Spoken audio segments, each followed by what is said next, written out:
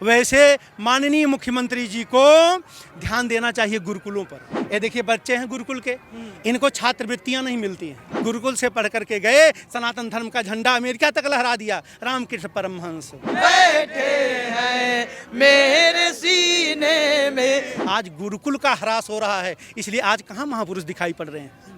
जो भी हैं सब लुटेरे हैं। हमारा विद्यालय जो है 200 साल पुराना विद्यालय है। अगर बिल्डिंग गिर जाए तो बच्चे दब करके मर जाएं, क्योंकि किसी को एक शब्द संस्कृत बोलना नहीं आता है। सूरा चक्षासो विश्वेनो देवा। हमारे गुरुकुल के छात्र हैं, घंटों संस्कृत बोलेंगे। अब जिनको महापुरुषों की संज्ञा दी जा रही है, ये सब मूर्ख हैं। मैं डॉक्टर अशोक पांडे, प्राचार्य श्री राजगोपाल स्नातकोत्तर महाविद्यालय अयोध्या एवं विप्र संजीवनी परिषद गुरुकुल का संस्थापक हूँ। ये सब हमारे विप्र संजीवनी परिषद के ही छात्र हैं गुरुकुल के। राममय वातावरण पहले नहीं रहा, राममय वातावरण बना है माननीय मुख्यमंत्री योगी आदित्यनाथ जी के द्वारा। इस अयोध्या का राममय वातावरण बन गया है। जो पहले इसका नाम अयोध्या ही था, ये तो बाद में यवनों के द्वारा इसका नाम फैजाबाद किया गया, जिसको माननीय मुख्यमंत्री जी ने बदल करके अयोध्या धाम कर दिया। इसके लिए बड़ी प्रसन्नता है हम सब लोगों को। लेकिन जहाँ राम का नाम आता है वहाँ किसी को पक्ष और विपक्ष नहीं बनना चाहिए, क्योंकि भगवान राम सबके हैं। और हमको जहाँ तक समझ में आता है कि जो ये विपक्ष के लोग हैं, चाहे कांग्रेस पार्टी के हों, चाहे सपा के हों, चाहे अन्य अन्य पार्टियों के हों, ये कब राम के पक्ष के रहे? ये कभी भी राम के पक्ष के नहीं रहे। जब इनकी सत्ता रही थी, राम सेतु तोड़ने पर लगे हुए थे, राम मंदिर का विरोध कर रहे थे। और इनके जो मठाधीश लोग कहते थे कि राम कौन है, ये तो काल्पनिक हैं। माननीय प्रधानमंत्री मोदी जी इसको 2024 चुनाव का मुद्दा बना रहे हैं। क्यों न बनाएं? इन्होंने लड़ करके एक कार्य किया है कोर्ट से या कहीं से भी कि भगवान राम अपने मंदिर में पधार रहे हैं। अच्छा, 2024 चुनाव को लेकर इस पे विपक्षी पार्टी है, उसको क्या मतलब लॉस भी हो सकता है इसको लेकर? नहीं, जरूर लॉस होगा। राम मंदिर के नाम से ही भाजपा केंद्र में सरकार बनाई है, क्योंकि उनका एजेंडा पहले से ही रहा कि हम भगवान राम को उनके जन्मभूमि स्थल पर मंदिर का निर्माण करके उनको वहाँ पर स्थापित कराएंगे। और आज स्थापित करा रहे हैं। यदि मुद्दा बना भी लेते हैं तो उसमें क्या समस्या है? अच्छा, ओवैसी को जानते हैं आप? हाँ, ओवैसी का नाम बहुत सुने हुए हैं। जो भाग्यनगर का जो है एक हिंदू विरोधी मानसिकता का एक व्यक्ति है, उसके बारे में हम अच्छी तरह जानते हैं। नहीं, ओवैसी हैदराबाद का, जिनका कहना है कि हमने हैदराबाद को हम लोग भाग्यनगर कहते हैं। अच्छा, वो हैदराबाद करते हैं, हम लोग भाग्यनगर कहते हैं। उसका पुराना नाम भाग्यनगर ही था। वो तो आज भी दावे के साथ कह रहे हैं कि हम आज भी उस स्थान को मस्जिद ही मानते हैं, हम राम मंदिर नहीं मानते हैं। तो उन्होंने कब समर्पण की बात की? समर्पण की बात कभी नहीं की उन्होंने।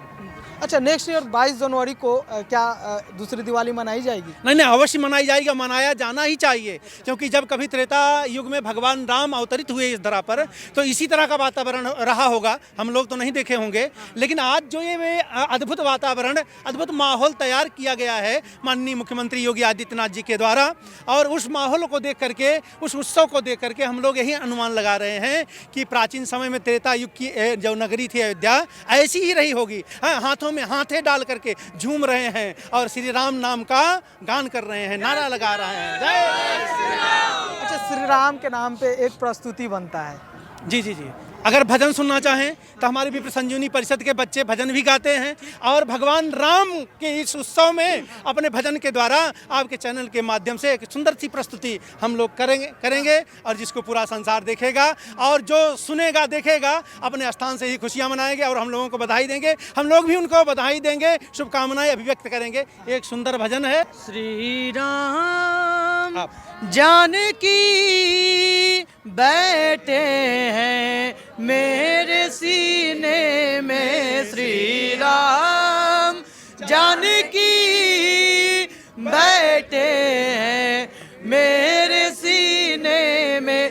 देख लो मेरे दिल के नगीने में, देख लो मेरे दिल के नगीने में। श्री राम जानकी बैठे हैं मेरे सीने में। श्री राम जानकी बैठे हैं मेरे सीने में। मुझको कीर्ति न वैभव न यश चाहिए, मुझको कीर्ति न वैभव न यश चाहिए, राम के नाम का मुझको रस चाहिए, राम के नाम का मुझको रस चाहिए, सुख मिले ऐसे अमृत को पीने में, सुख मिले ऐसे अमृत को पीने में, श्री राम जानकी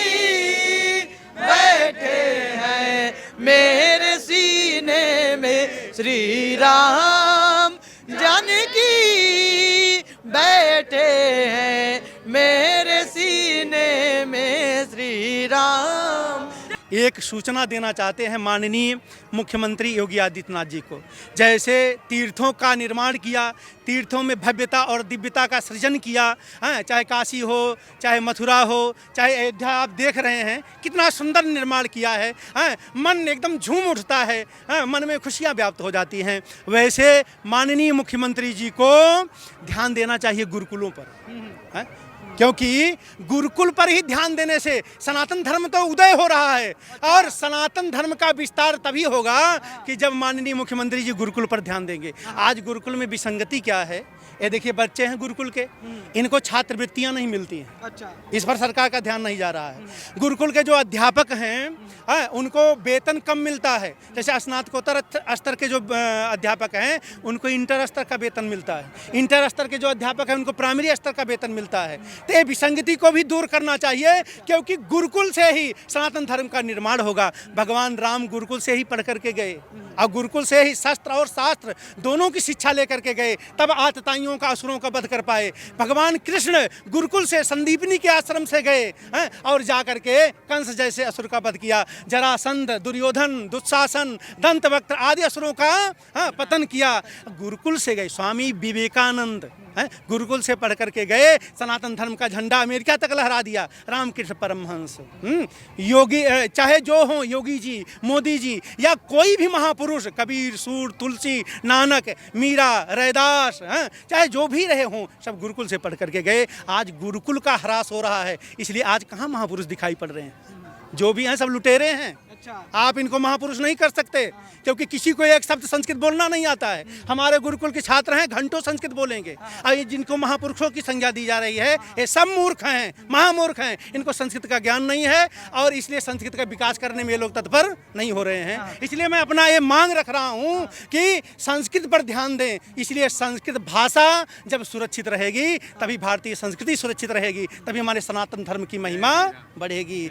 गुरुकुल के छात्र करते हैं एक बार वेद की प्रस्तुति, वेद की भी प्रस्तुति। हरि ओम स्वस्ति न इंद्रो विदस्रवाः, स्वस्ति नः पूषा विश्ववेदाः, स्वस्ति नस्तार्क्ष्यो अरिष्टनेमिः, स्वस्ति नो बृहस्पतिर्दधातु पृषदश्वा मरुतः कृष्णिमातरः, शुभं यावानो विदधे कुजगमयः, अग्निर्जीवा मानवः, सूरचक्षसो विश्वेनो देवा, अवसागमन्यः भद्रं कर्णेभिः शृणुयाम न देवा, भद्रं पश्येमारविरजत्राः, स्थिरैरङ्गैस्तुष्टुर्वागुंसस्तनो विद्यसे देवहितं। ये वैदिक गुरुकुल में पढ़े हुए विद्यार्थियों का ये प्रदर्शन है।